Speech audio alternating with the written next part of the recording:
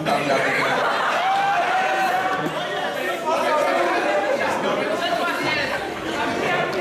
Donc, il était de notre devoir en tant qu'étudiants de manifester notre reconnaissance envers beaucoup émérants.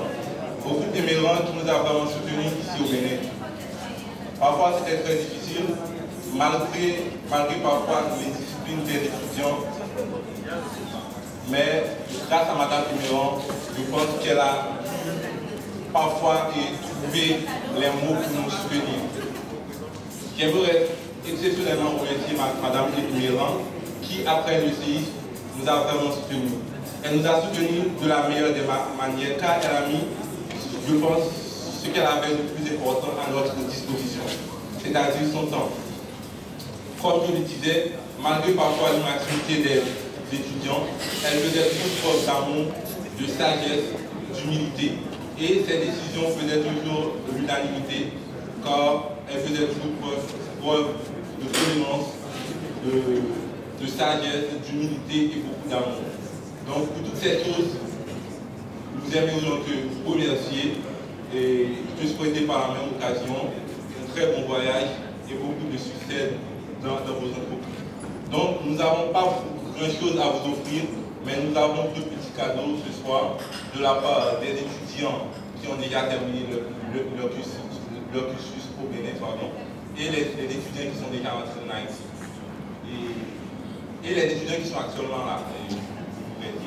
C'est deux petits cadeaux, mais un geste vraiment symbolique, car c'est de l'abondance du cœur que la bouche parle. Donc nous avons voulu faire ce geste symbolique pour vous remercier. À vue d'œil, c'est vraiment petit, mais c'est lourd.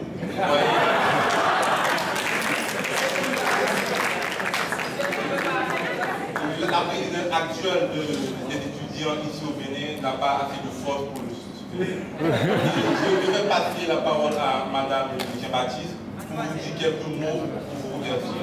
Donc, je passe la parole à lui.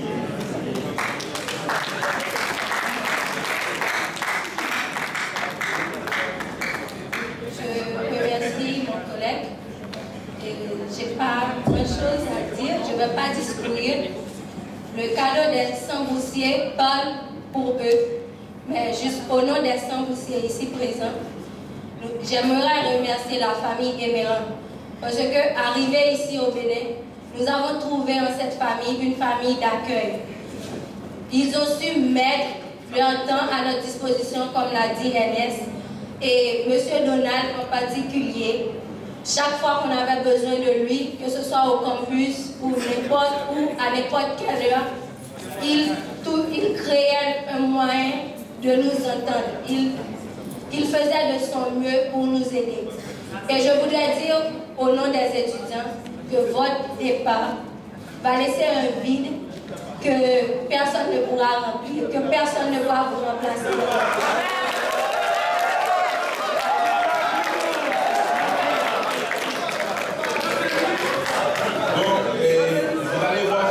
Nous n'avons pas vraiment préparé un discours.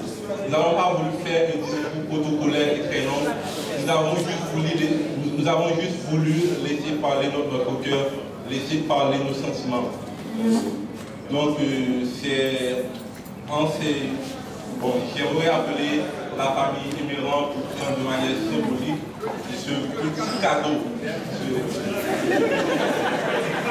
C'est très important parce qu'il y a une frère.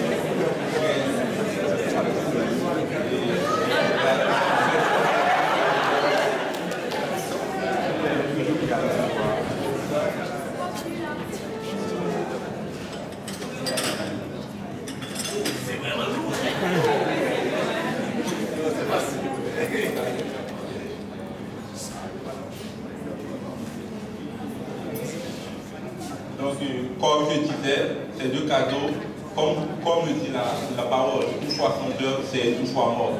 Donc, nous n'avons pas voulu faire seulement un discours, nous avons voulu aussi vous prouver que nous avons cru en ce que vous nous avez appris sur tous les points. Vous avez été un exemple pour nous. Donc, ce soir, comme vous avez fait le discours,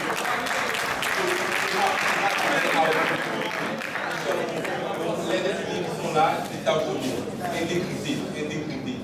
Dans chaque de vous qui a comme ça.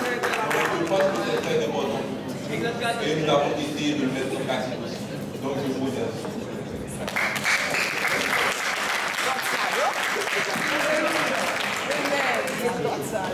Merci beaucoup. C'est la fille de papa, hein? C'est les timides de la famille et les bavards, hein? N'est-ce pas, chérie? Bon, je ne cesserai donc de dire merci. Les Samboussiers sont arrivés. Vous savez, c'est toujours difficile de venir dans un pays très loin de chez soi, à des milliers de kilomètres, et des enfants qui étaient avec leurs parents, qui vivaient chez eux, pour qui maman et papa faisaient tout, et tout d'un coup se retrouvent seuls dans un pays, certes, et amis, dans un pays frère, mais quand même seuls, jeunes, sans trop de maturité, qui se plaignent pour la moindre des choses. Donc, il a fallu être là avec eux, des fois, comme ils disent, les écouter surtout. Très souvent, quelqu'un a un problème, n'a pas besoin de trop de solutions, sinon que de l'écoute de l'autre. D'ailleurs, ça se passe souvent avec mes enfants. Dalia qui vient se plaindre, papa, Dev m'a fait ceci. Ah, bon, ok, je vais punir Dev. Non. Eh bien, pourquoi tu es venu me dire? Eh bien, juste comme ça. Donc, ils ont besoin qu'on les écoute. Et quand on les écoute, on résout des problèmes. Parce que chaque être humain a besoin de cette écoute, a besoin de l'autre pour être là, pour dire oui, je sais que tu es présent. Je sais que tu as de la valeur pour moi. Et c'est ce que nous avons eu à faire avec les étudiants. Leur dire que nous savons que vous êtes présents, que vous avez de la valeur pour nous, à nos yeux, que vous faites partie de notre famille. Et que, quel que soit ce qui vous arrive au Bénin, nous serons là à vos côtés. Donc, c'est vrai que je m'en vais, c'est vrai qu'il y aura un vide, déjà que l'ambassade essaie de combler avec l'arrivée de Anne-Catherine, n'est-ce pas Anne-Catherine? Et je suis sûr qu'elle aura cette écoute envers vous. Vous pouvez voir qu'elle aime parler aussi, comme moi. Donc, elle n'hésitera pas à vous écouter, elle n'hésitera pas à vous donner des conseils. C'est vrai qu'elle est un peu plus jeune que moi, qu'elle n'a pas autant d'expérience, mais c'est aussi quelqu'un qui, après avoir fait toutes ses études dans tous les lycées français du monde, étant donné que ses parents étaient des diplomates et des ministres qui voyageaient, a décidé, bon, je veux connaître l'Afrique. Donc, elle ne vient pas d'arriver en Afrique, elle était là en mars. Elle est arrivée de par elle-même, elle a pris la décision, bon, écoutez, cette histoire de lycée français, d'une certaine classe, moi, je veux venir connaître mes racines. Je veux venir vivre de par moi-même, laisser papa et maman justement dans leur coin là-bas et venir voir. Et c'est ainsi qu'elle est arrivée. Elle est restée 2 mois avec nous. Et puis, comme après toutes ces études, elle a quand même réalisé de grandes études, elle a eu de l'expérience dans certaines institutions. Donc, l'ambassade a dit, bon, on va profiter donc de son expérience, de sa connaissance, pour venir aider les étudiants et venir aider la communauté haïtienne. Donc Anne-Catherine va certainement vous aider à combler ce vide.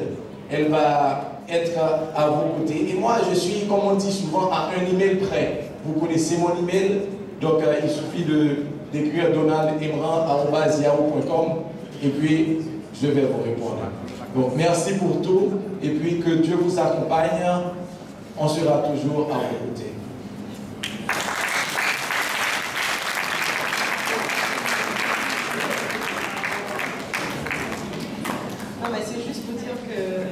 Ce que moi j'ai entrepris au sein de cette communauté, c'était vraiment toujours du fond du cœur, sans aucune pensée. Et j'ai toujours essayé de vous donner vraiment le meilleur de moi-même pour vous aider parce que je sais ce que c'est qu'être loin de chez soi, lorsqu'on arrive dans un pays où on ne connaît personne. Donc vraiment, je sais que j'ai essayé de vous aider pour vous. Et je suis bien contente que vous ayez reçu ce que j'ai voulu bien vous donner. Merci.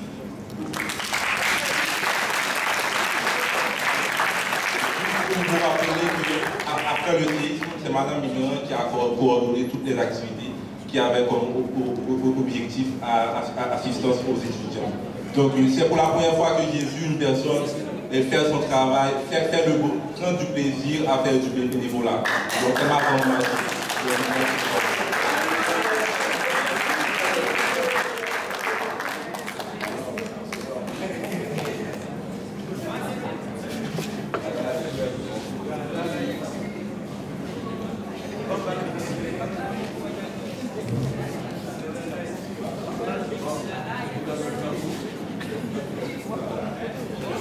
Je lui donne la flamme, le flambeau est imaginaire.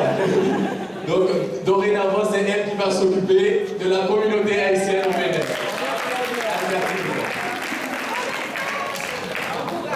Merci.